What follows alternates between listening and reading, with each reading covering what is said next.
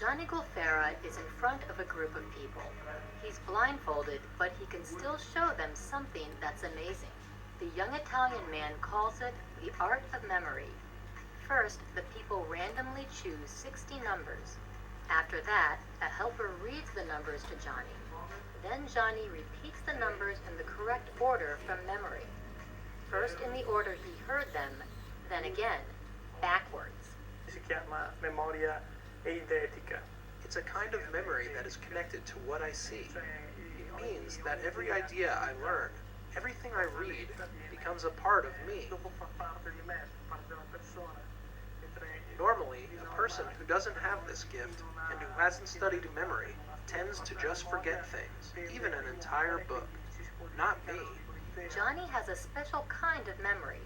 He has memorized more than 250 books. He also says that he can remember every detail of every day of this life from the time he was less than 1 year old.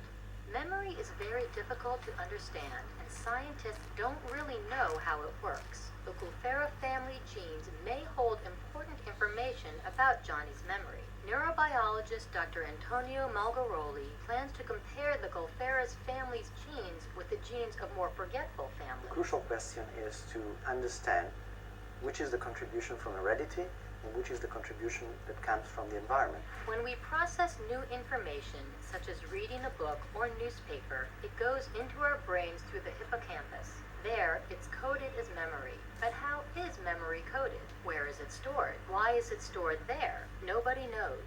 Nobody knows why some people lose their memories or why so few people, like Johnny, never forget things. Researchers are now studying how memory and learning change the brain.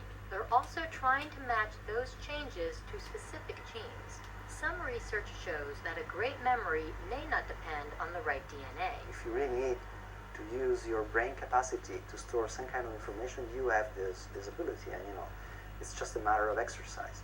The same idea is true for Johnny. His genes are only part of the story.